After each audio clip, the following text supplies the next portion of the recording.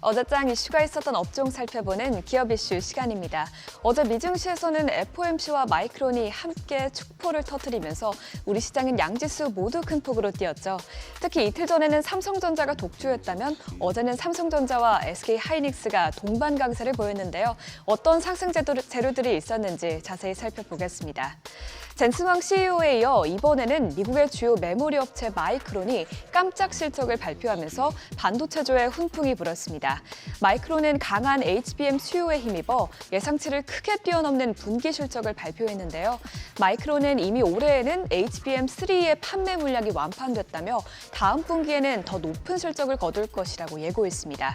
반도체 업계의 풍향계로 불리는 마이크론이 이렇게 호실적을 내면서 SK하이닉스와 삼성전자도 실적 개선 기대감이 커졌습니다.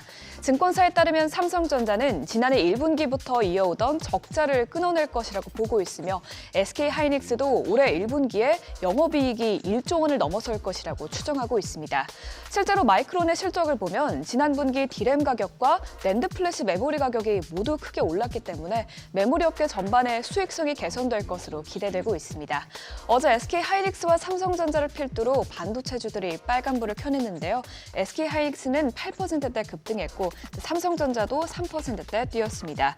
이어서 동진세미캠은 16.52% 올라 52주 신고가를 경신했고 유진테크도 14%대 상승세를 기록했습니다.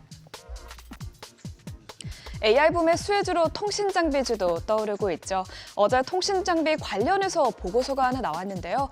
하나증권은 인공지능의 활성화로 5G 어드밴스드와 6G 레디 장비의 투자가 늘어나면서 통신장비주들의 업황 개선이 기대된다고 밝혔습니다. 하나증권에서는 거래량을 봤을 때 통신장비 종목들이 대세 상승기로 진입 중이라고 전했는데요.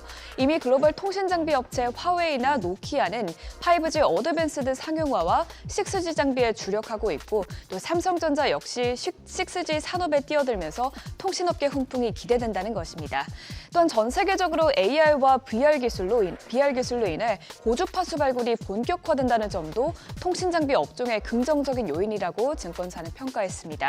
AR과 VR 사용은 결국 큰 폭의 데이터 트래픽 증가를 유발해 이 트래픽을 감당할 수 있는 새로운 주파수가 필요하기 때문이죠.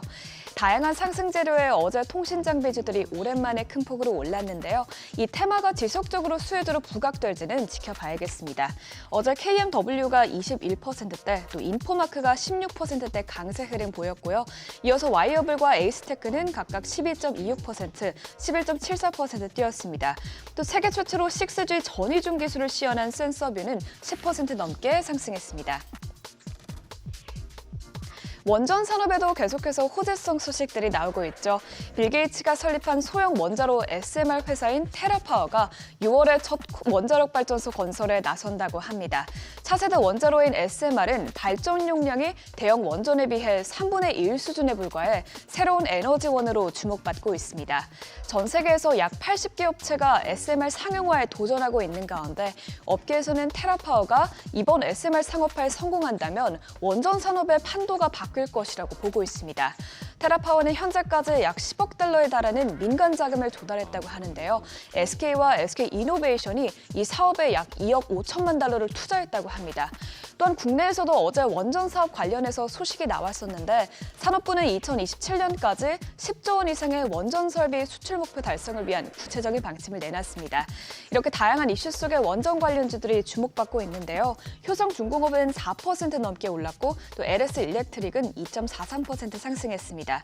또 최근 급등세를 보이고 있는 우진은택은 2.26% 올랐고 어제 해외 원전 사업을 전격 확대하겠다고 밝힌 현대건설은 1.78% 상승 마감했습니다. 최근 유럽부터 미국까지 배출가스 기준치가 소폭 완화되는 모습이 포착되고 있습니다. 먼저 유럽연합에서 시행하고 있는 유럽 배출가스 기준을 보면 유로6에 이어 대략 2026년부터 시행될 유로7 규정은 당초 계획했던 기준안보다 완화된 채로 의회의 문턱을 넘어섰습니다. 이에 따라 내연기관차 수명이 길어질 것으로 전망됐죠.